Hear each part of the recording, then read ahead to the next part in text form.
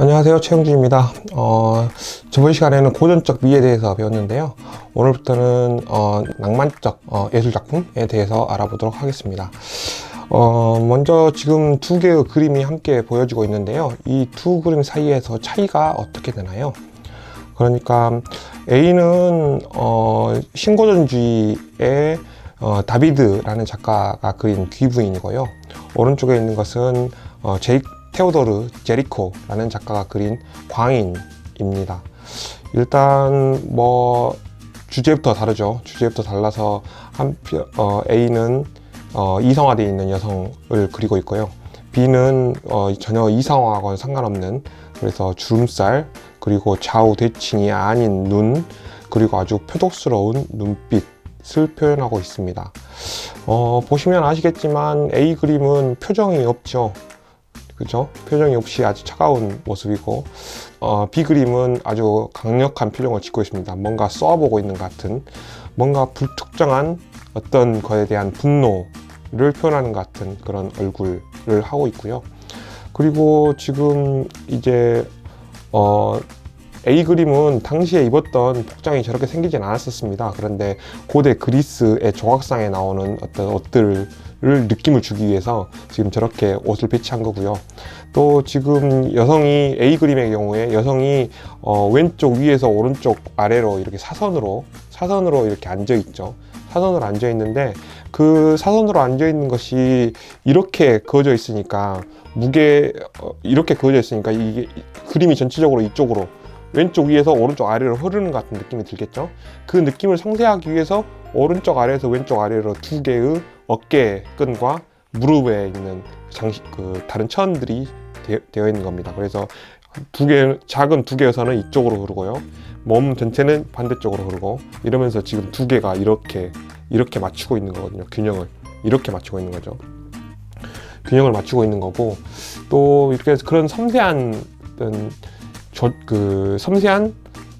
고려가 되어 있습니다. 이 균형을 맞추기 위해서. 왼쪽은 이렇게 선이 이렇게 팔꿈치, 의자 위에 올리고 있는 팔꿈치를 지나서 이렇게 주로 각지게, 좀 더 각이 많이 지게 흘러가고 있고요. 오른쪽은 머리끝부터 발끝까지 한 손으로 쭉 내려오고 있죠. 그런 지점이 약간 양자의 균형 변화, 이쪽은 길게 쭉 벌어지고 이쪽은 이렇게 곡선으로 니은자로 하나, 두 번, 니은자가 두 번 그려지네요. 니은자가 두 번 그려지는 그런 방식으로 그려져 있고, 그렇습니다. 그래서 작가가 이렇게 미세한 균형을 맞추기 위해 노력하고 있다는 것도 알 수 있고요. 또 실제로 이 귀부인이 이렇게 젊은 여성이면서 이렇게 아주 도자기 같은 피부를 가지고 있었을까요? 예, 확인할 수는 없죠. 그렇지만 기본적으로 안 그랬더라도 이 작가는 그렇게 그렸을 겁니다. 그것에 반해서 정반대의 것이 지금 B에 있고요. 또 지금 A 그림은 그림을 의뢰한 사람이 누굽니까? A 그림은 그림을 의뢰한 사람이 이 귀부인이겠죠. 귀부인이 그림을 의뢰했고, 또 이 귀부인의 모습을 보면 이 사람이 지금 관람자를 의식하고 있나요? 의식하고 있지 않나요? 그렇죠? A 그림 같은 경우는 관람자를 의식하면서 여기다 말풍선을 하나 달아본다면, 나 예쁘지? 나 그럴듯한 여자야. 나는 천상에서 내려온 어떤 신적인 성격을 가지고 있는 인간이야 라고 표현하고 있는 그런 장면이라고 하겠습니다. 지금 B 그림은 누가 지금 자기를 보는지에는 전혀 관심이 없죠. 관심이 없고 그냥 자기 세계에 빠져 있다고 할 수 있겠습니다. 또 지금 혹시 저 광인이 화가에게 나를 그려주라고 의뢰했을까요? 전혀 그러지 않았겠죠. 광인은 전혀 그런 의도가 없는데, 화가가 저런 장면이 앞으로 예술적으로 더 가치 있는 것이라고 의식이 생긴 거예요. 그래서 그 작가는 누구도 요구하지도 않고 누구도 의뢰하지 않는, 또 팔릴지 안 팔릴지 알 수 없는 저런 그림을 그린 겁니다. 그러니까 낭만주의의 거의 최초의 지점에 서 있는 제리코, 또 그 다음으로 들라크로와 등이, 제리코는 굉장히 빨리 죽었어요. 요절했고, 또 아주 뭐랄까 어떤 새로운 그림을 시작한 어떤 이런 모퉁이 돌이라고 할 수 있겠죠. 그런 사람들인데, 들라크로와는 꽤 오래 살았고, 그 다음에 제리코는 빨리 죽었기 때문에, 그렇지만 아주 천재적인 작품들, 천재적이라는 것은 다른 사람들은 전혀 생각하지 못하는, 그리고 더 이상 주목하지 않는, 그러니까 더 이상이 아니라 아예 주목하지 않는 거였죠. 뭐 광인을 고전주의적 미를 표현하는 사람들이 그릴 이유가 뭐가 있겠어요. 의뢰도 안 들어오고. 그렇지만 그것이 예술적으로 가치 있다는 판단을 했기 때문에 그리기 시작한 거죠. 그 다음 그림 볼까요? 그 다음 그림 보면, 그 다음 그림에서 왼쪽에 있는 그림은 앵그르 같은 신고전주의 작가죠. 다 비슷한 시대에 살았던 작가들인데요. 앵그르의 작품이고요. 그 다음에 오른쪽에 있는 것은 아까 말했던 들라크루아의 작품인데요. 왼쪽에 있는 그림은 그야말로 더 이상화되어 있습니다. 앵그르는 이 매끄러운 피부 표현, 그리고 1번 매끄러운 피부 표현, 2번 이 포즈가 가지고 있는, 그 몸통이 가지고 있는 어떤 우아함을 표현하는데 아주 명성이 높았던 사람입니다. 그래서 지금 A 그림을 보면 이렇게 얼굴로부터 시작한 선이 U자형으로 커튼으로 쫙 올라가죠. 그 다음에 나머지 부분은 이렇게 침대는 수평을 이루고 있고, 그래서 이렇게 되어 있는 침대와 이렇게 U자형을 그리는 공간, 이 두 가지가 지금 이 그림을 좌우를 균형을 맞춰주고 있는 그런 장면입니다. 그리고 B는 이제 들라크루아의 작품인데요. 지금 B 그림은 사실은 큰 그림의 어떤 부분이에요. 부분인데 그 장면을 좀 소개하자면, 일단 그 전쟁에서 저 마을이 졌는데 과거에는 그 전쟁이 끝나면 3일 동안 약탈을 허락합니다. 그 전쟁에 이긴 군사들에게. 그래서 그 사이에서 먹고 마시고 또 강간하고 많은 일들이 일어나겠죠. 그래서 지금 그 어떤 딸을 강간을 막던 엄마는 죽고, 딸은 강간당한 이후에 죽은 엄마를 안고 지금 슬퍼하고 있는 그런 장면이라고 하겠습니다. 그러니까 A와 B는 아예 장면 자체가 완전히 다르죠. 완전히 다르고 주제도 다르고. 그래서 A는 신고전주의, B는 낭만주의 작품이라고 하겠습니다. 신고전주의는 고전주의, 넓은 의미에서 고전주의적 작품은 전 시간에 우리가 살펴봤으니까 왜 그렇게 됐는지 알 수 있지만, 도대체 이런 어떤 슬픔의 장면, 혹은 이런 광인의 어떤 미친 표독스러운 눈빛, 이런 것을 왜 표현하게 됐을까 생각해 볼 만한 일인 것 같습니다. 저는 기본적으로 외형, 좀 예술 작품을, 고전과 낭만, 표현, 이 예술 작품을 세 가지 층이라고 생각해요. 인간의 세 층이. 그런데 세 층이 어떤 층이냐면, 하나는 가장 외형적인 겉모습입니다. 가장 외형적인 거예요. 그리고 첫인상에 관한 거고, 그 다음에 사람들이 좀 더 알기 시작하면 이제 이 외형이 중요한 게 아니라 점점 감정이 중요해지는 거죠. 감정이 중요해지는 거고, 그거보다 더 지나가면 이제 몸이 중요해지는 겁니다. 그런데 여기서 몸이라는 것은 우리가 그 서로 성관계에서의 그 몸이 아니에요. 그러니까 우리가 성관계를 가질 때 서로에게 노출하는 것은 동물적 인간의 특성입니까? 신적 인간의 특성입니까? 기본적으로 이 외형의 층이, 그리고 감정의 층이, 그 다음에 육체의 층이, 이 세 가지 층이 있습니다. 그리고 이 육체는 성관계에 관련된 것들이 아니에요. 이 육체는 오히려 늙고 병들고 썩어질 육체를 우리가 서로 공유할 수밖에 없기 때문에 갖게 되는 지점이라고 생각합니다. 좀 이따 다시 설명하기로 하고요. 그래서 우리가 어떤 첫눈에 반한다, 아니면 이제 막 사랑에 빠져 있다, 그 사람이 계속 보고 싶고 생각난다, 이런 거는 주로 외형에 의해서 매개될 때 이야기예요. 그런데 우리가 쭉 사귀고 또 결혼도 하고 그러다 보면 점점 외형에 의해서 매개됐던 관계가 헐거워지면서 안 좋아지죠. 그래서 헤어지고 다른 사람을 만나기도 하지만, 또 그 상태, 그렇게 차가워진 상태로 계속 쭉 유지하기도 하죠. 그런데 낭만적 예술 작품에서 표현하는 것은 주로 내가 그만큼 감정을 가진 존재인 만큼, 그리고 여기서 말하는 감정이라는 것은 주로 긍정적이고 편안하고 행복한 감정이 아니에요.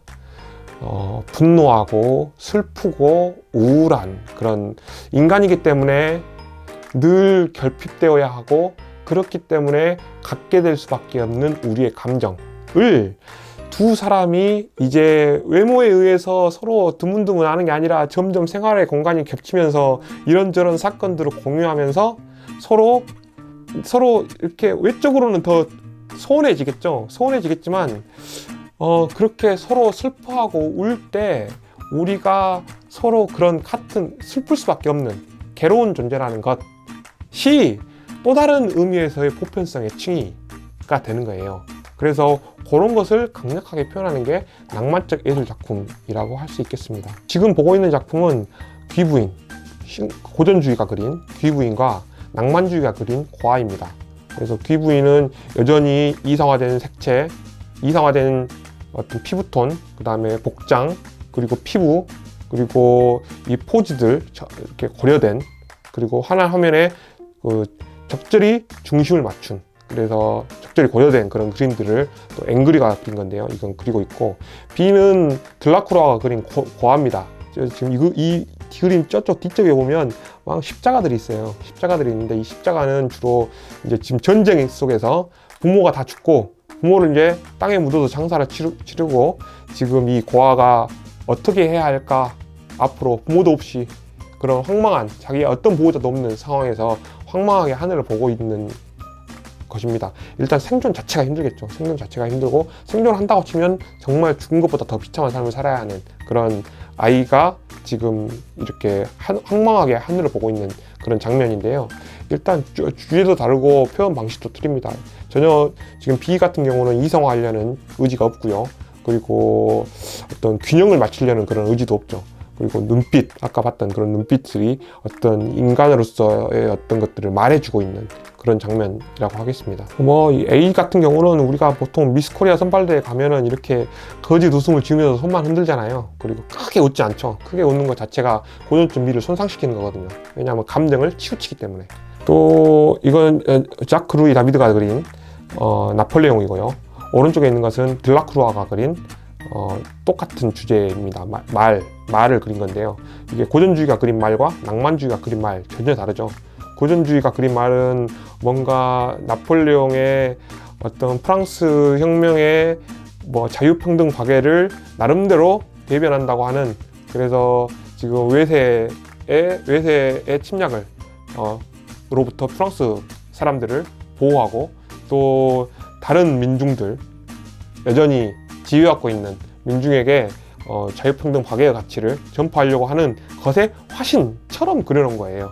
그래서 지금 여기에는 어떤 감정이 없고, 그리고 마치 조각상이 포즈를 취한 것처럼 이렇게 말이 이렇게 뛰어오르는데 어떻게 저렇게 하고 있겠습니까? 그리고 이제 다 이렇게 조용된 방식으로 이렇게 휘장이 천이 휘날리고 있는 그런 장면들, 그리고 아주 이 말의 엉덩이 딱 보세요. 엉덩이 도자기처럼 쫙 반짝이는 그 엉덩이들을 볼 수 있고, 지금 여기는 바람이 불고 있고 말의 갈기가 날리고 있고, 이 하늘의 어떤 전체적인 분위기에서 뭔가 바람이 막 휘몰아치면서 먼지가 날리면서 그 바람이 휘몰아칠 때에 우리가 어떤 산란하는 그런 느낌을 지금 담고 있다고 할 수 있겠습니다.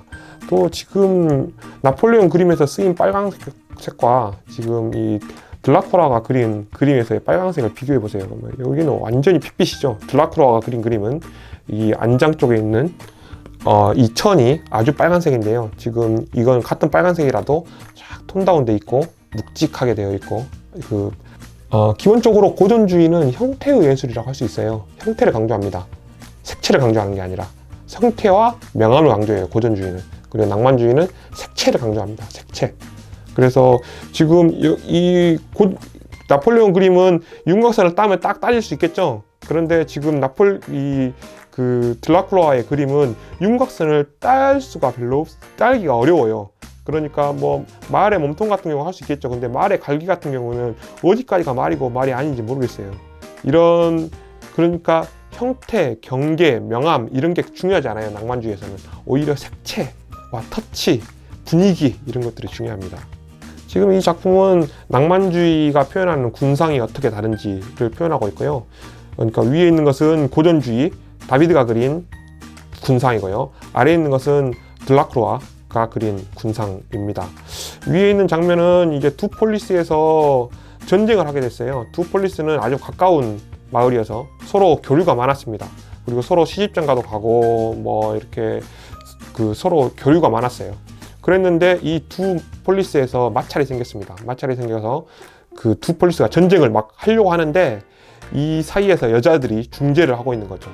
그래서 자기의 남동생과 자기 오빠와 이 여성의 오빠와 남편이 지금 싸우려고 하고 있는 그런 장면에서 너희들이 싸우면 다 죽는다. 그리고 이 애들 어떡할 거냐. 지금 한 여성은 아이를 높게 들고 이 아이는 이 양자의 피를 모두 다 물려받았다. 그러면서 지금 어떤 할머니는 가슴을 나부터 죽이고 해라. 뭐 이런 포즈를 취하고 있고요. 또 앞에 있는 여성은 아이들을 내려놓고 이 양자 사이에서 나온 그 아이들이다 라는 것을 지금 보여주고 있는 거죠. 포즈들을 보면 조각상 같은 그런 포즈죠. 그래서 이 여성도 가운데에서 좌우 대칭이 되는 팔을 펼쳐들고 있고, 지금 오른쪽에 있는 남성도 창을 들고 있는데 아까 봤던 제우스 신상 같이 좌우 대칭이 되는 그런 모습으로 있습니다. 또 피부톤도 아주 깔끔하죠. 깔끔하게 정리된 그런 고전주의 회화를 보고 있고요. 아래 그림은 그런 겁니다. 일요일날, 주일날 시장에서 미친 사람, 광인, 귀신 들린 사람들을 종교 지도자가 지금 치료하고 있는 그런 장면을 그렸는데, 지금 날리는 머리카락이랄지 사람들의 포즈랄지 또 어떤 역동성이랄지 또 미친 사람들을 지금 가운데에 이렇게 고개를 뒤로 적히고 무릎이 보이는 사람 있잖아요. 그 사람이 미친 사람이에요. 그 다음에 오른쪽과 왼쪽에 있는 사람은 그 미친 사람을 부축해 가고 있는 사람들인데, 이 포즈들이 1번 상당히 자연스럽고요. 2번 위에 있는 거에 비하면은 경계들이나 이런 것들이 좀 모호하게 그렇게 표현되어 있습니다. 색깔에서도 보면 알 수 있지만 굉장히 원색적이고요. 아래에 있는 낭만주의적 풍경화가 좀 원색적이고요. 오른쪽 위에 있는 고전주의 회화가 좀 색을 좀 톤 다운 시키면서 형태를 강조하고 있는 것이라고 할 수 있겠습니다. 이것은 낭만주의의 들라크루아가 그린 사르다나 팔루스 왕의 체온인데요. 전에 한번 설명했는데 지금 한 왕이 자기가 그동안 소중하게 기르던 애첩과 소장품 그리고 에마들을 근위대에게 죽이라고 명령했어요. 왜냐하면 내일이면 이 왕국이 멸망하는 지금 상황이거든요. 바로 적이 지금 성문 바로 앞까지 와 있는 상황입니다. 그래서 지금 이 왕이 애첩들을 죽이라고 하니까 이 오른쪽 아래에 있는 애첩이 가장 중요한 1등 애첩이거든요. 그런데 지금 원망하는 눈빛으로 이 왕을 바라보고 있는 그런 장면이고요.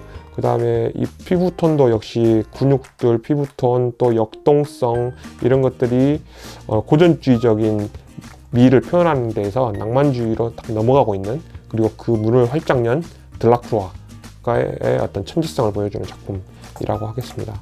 지금 이거는 자크 루이 다비드가 그린 고전주의적 작품인데요. 호라티우스 가의 형제들이라는 작품인데요.